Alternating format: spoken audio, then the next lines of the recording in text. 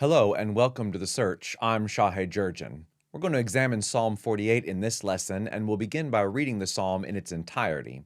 Psalm 48, a song, a psalm of the sons of Korah, verse 1.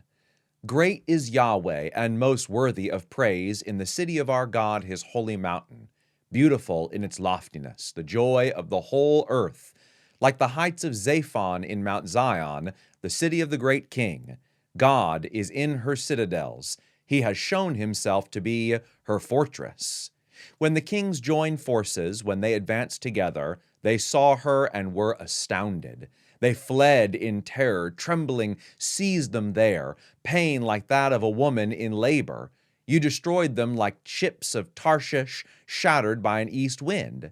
As we have heard, so we have seen in the city of Yahweh Almighty, in the city of our God, God makes her secure forever. Within your temple, O God, we meditate on your unfailing love. Like your name, O God, your praise reaches to the ends of the earth. Your right hand is filled with righteousness. Mount Zion rejoices. The villages of Judah are glad because of your judgments. Walk about Zion, go around her, count her towers, consider well her ramparts, view her citadels, that you may tell of them to the next generation. For this God is our God forever and ever. He will be our guide even to the end. We're going to examine this psalm, and the title of our study is The City of God. Now, when human civilization dawned, mankind began to build cities. Cain built a city in the east after God exiled him as punishment for killing his brother Abel. Humanity united against God during the generations which followed the flood, and to solidify their power, they built a city with a sweeping tower to make a name for themselves. This place was called Babel, and it became emblematic of the human forces that array themselves against the power and authoritative rule of God. Now, cities feature prominently in the biblical story. Often, they become the centers of despotic oppression, immorality, and wickedness, like with Babel or its successor, Rome. But there is another kind of city discussed throughout Scripture which sits at the heart of God's redemptive work in the world. Book 2 of the Psalter opens with 10 psalms written by the sons of Korah. And these psalms open with notes of despair and exile, but they gradually build to a triumphant announcement. For Yahweh Most High is awesome, the great King over all the earth. God reigns over the nations. God is seated on his holy throne. The nobles of the nations assemble as or with the people of the God of Abraham. For the kings of the earth belong to God. He is greatly exalted. That's Psalm 47, verses 2, 8, and 9. Now, in this psalm, Psalm 47, we have an announcement of God's victorious coronation. Seated on his throne, Yahweh is declared the ruler of the nations and universal king. And the next psalm, which is our psalm for this lesson, number 48, is all about a city. In fact, it's called God's city. Now, the familiar name of this city is Jerusalem, although it's much more commonly referred to as Zion throughout the Psalter. Jerusalem is meant to be the antithesis of Babel and Rome. It's the capital city of God's empire, the place where he sits enthroned as earth's sovereign. Jerusalem is intended to be emblematic of God's rule, and Psalm 48 celebrates this noble city with some of the most beautiful and majestic language in the Psalter. Now, Psalm 48 belongs to a family of songs that are referred to as the Psalms of Zion. These songs celebrate the holy city as the place where God dwells and can thus be worshiped in his holy temple. But remember that while ancient Jerusalem was certainly viewed as the literal dwelling of God, Zion will eventually become more than just a spot on the map in the Middle East. Jerusalem is a symbol of God's presence and his enthronement as king. And thus, the Zion songs in the Psalter are as much about God as they are about his city. As Craig notes, the substance of the songs of Zion may appear superficially to be the praise of Mount Zion in the holy city. At a deeper level, it is the praise of God, whose presence and protection is symbolized by the holy mountain and its sanctuary. One of the interesting structural features of Psalm 48 revolves around the idea of directionality. Goldengay makes this observation. He points out that each of the four main sections, that is, of Psalm 48, refers to or hints at a point of the compass. We have mention of the north in verse 2, east in verse 7, the right hand, which was apparently a way of referring to the south, in verse 10, and behind, which was a way of referring to the west in verse 13. You can imagine if you were in the promised land facing east, how the right hand would be south and behind would be to the west towards the Mediterranean Sea. Now, by marking these four directions, the author is, of course, encompassing all of the promised land from the north to the east to the south and beyond, but also the territory past the borders of Israel. That territory which in Psalm 47, the previous psalm, is all the earth, all the nations where God rules from Zion. And so we're pointing in all these directions to mark out God's territory, which is, of course, all the earth. Okay, a psalm of the sons of Korah, Psalm 48, beginning in verse 1. Great is Yahweh, and most worthy of praise in the city of our God, his holy mountain. Beautiful in its loftiness, the joy of the whole earth. Like the heights of Zaphon is Mount Zion, the city of the great king. God is in her citadels. He has shown himself to be her fortress. Verse 1 begins in the classic praise style, and it picks up right where Psalm 47 left off by proclaiming the greatness of Yahweh, who is worthy to be praised because he is the king of the earth. However, immediately after that opening line, it becomes clear that Psalm 48 has a different emphasis than Psalm 47, which is all about God's kingship. Great is Yahweh in the city of our God, his holy mountain.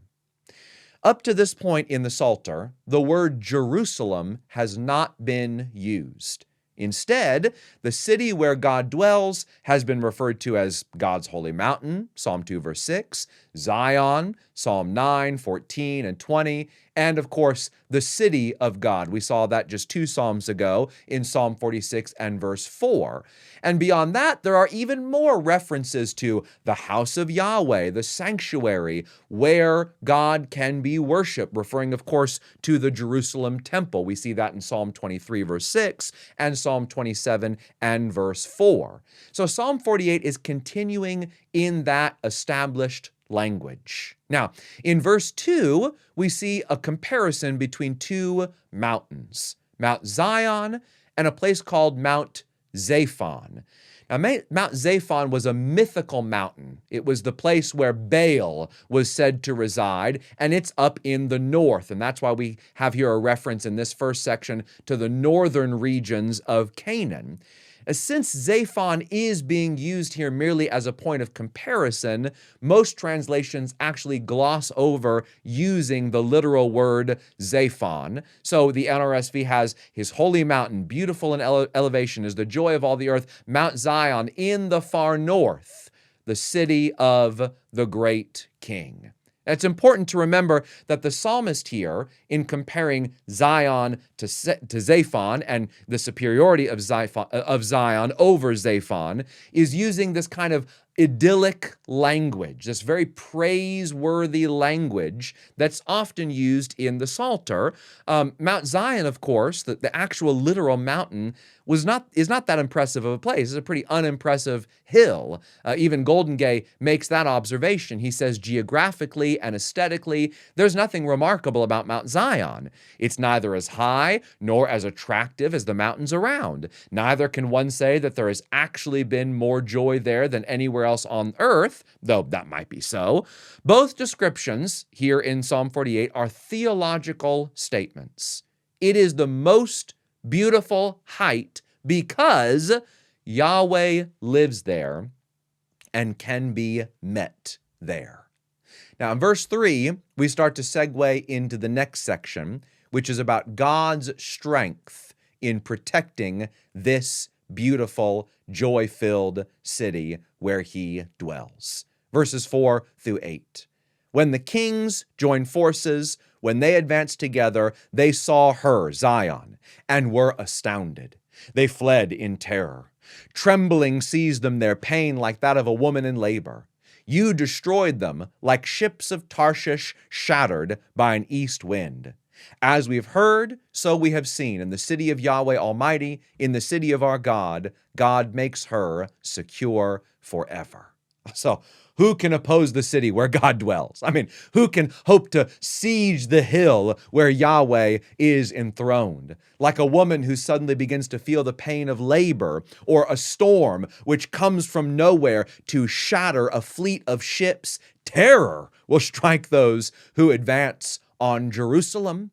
Now, verse 8 is really the heart of this Zion song. It stands as the thematic center where the psalmist and his companions join together to share their testimony. While the enemies of Zion flee, those who stand safely behind the city walls rejoice. They share both what they've heard from their ancestors about Yahweh's mighty deeds of old and what they have witnessed with their own eyes. And what have they seen? What have they heard? That God always protects his city. After rejoicing in their safety, the inhabitants of Jerusalem go to the temple to continue their acts of praise. And that brings us to the next section, starting in verse 9. Within your temple, so they're inside the city, now to the temple. Within your temple, O God, we meditate on your unfailing love. Like your name, O God, your praise reaches to the ends of the earth. There's that universal language again. Your right hand is filled with righteousness. Mount Zion rejoices. The villages of Judah are glad because of your judgments. Now, we don't know exactly when Psalm 48 was written, but we can imagine that it was likely inspired by a season in Judah's history that maybe was similar, or in fact exactly was, a period reflecting something like the Assyrian invasion. The deadly Assyrian army swept through the northern kingdom of Israel, and they sieged and destroyed Israel's capital in the north, which was the city of Samaria. And then, of course, after they were finished with northern Israel, they began their march to the south into the kingdom of Judah. Now, King Hezekiah was on the throne in Jerusalem during this time period, and he was being advised by that famous prophet Isaiah. Hezekiah was one of the few righteous reformer kings who labored to turn Judah back to God. He famously restored the temple, he resumed the observance of the Passover, and when Sennacherib and the Assyrians surrounded God's city, it was the pious King Hezekiah who turned to Yahweh for deliverance. And he prayed this in 2 Kings 19, verses 17 through 19. He said, "It is true, Yahweh, that the Assyrian kings have laid waste these nations and their lands. They've thrown their gods into the fire and destroyed them, for they were not gods, but only wood and stone fashioned by human hands. Now, Yahweh our God, deliver us from his hand, so that all the kingdoms of the earth may know that you alone, Yahweh, are God." In response to the king's prayer, Isaiah, the prophet, was given a message from the Lord. God said, "I will defend this city and save it for my sake and for the sake of David, my servant." 2 Kings 19:34. Okay, how did God do it? How did the siege of Jerusalem end? That night, 2 Kings 19:35 and 36 says, "The angel of Yahweh went out and put to death 185,000 in the Assyrian camp. When the people got up the next morning, there were all the dead bodies. So Sennacherib, king of Assyria, broke camp and withdrew." Now again, we don't know that this is the incident that inspired the writing of Psalm 48. But it must have been either this event or one that was very similar to it, where God intervened on behalf of his people to save Jerusalem. And in thanksgiving, what do the people do after they testify about God's power and strength? They go to the temple, and there they ponder God's unfailing, relentless, loyal love. And throughout all the surrounding towns, God's deliverance brings joy. What a celebration it must have been. Now, to verses 12 through 14. The psalmist gives some instruction. Walk about Zion, go around her, count her towers, consider well her ramparts, view her citadels, that you may tell of them to the next generation.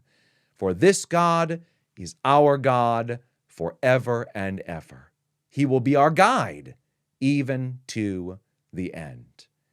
In this final stanza, the audience is encouraged to remember well the sights of the city, so that the people can pass on to the next generation the memory of Jerusalem.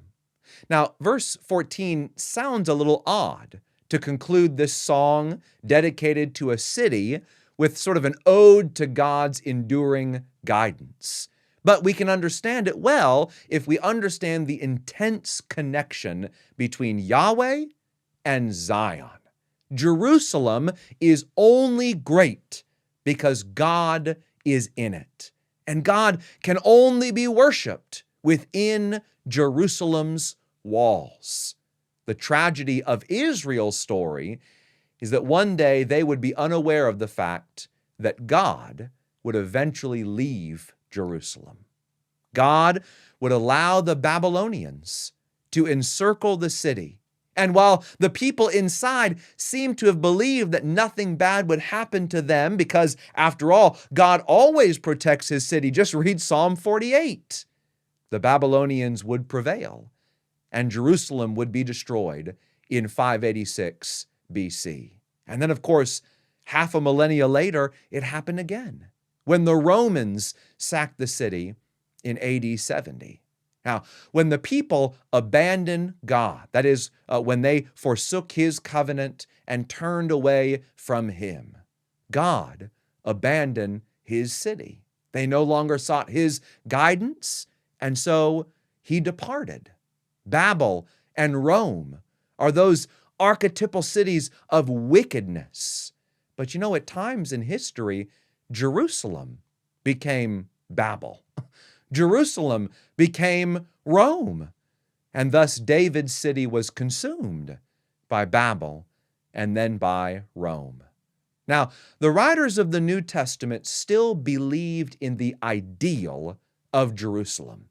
They believed that God possessed a city of his own where he could live in the midst of his people on the earth. And even though Jerusalem of old had failed to live up to the standard of its holy God, the Almighty would do for himself what the humans were unable to accomplish. He would bring the new Jerusalem down to earth. And John famously writes about that in Revelation 21, verses 1 through 4. Then I saw a new heaven and a new earth, for the first heaven and the first earth had passed away, and there was no longer any sea. I saw the holy city, the new Jerusalem, coming down out of heaven from God, prepared as a bride beautifully dressed for her husband. And I heard a loud voice from the throne saying, "Look, God's dwelling place, his tabernacle, is now among the people, and he will dwell with them. They will be his people, and God himself will be with them and be their God. He will wipe every tear from their eyes. There will be no more death or mourning or crying or pain, for the old order of things has passed away."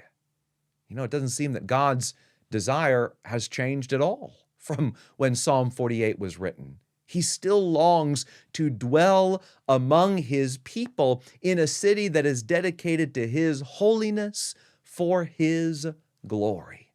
Psalm 48 speaks of that kind of Jerusalem. And the Apostle John, as he looks back on Israel's history and sees all of the failures, and then looks forward to the culmination of the work of God, what does he see?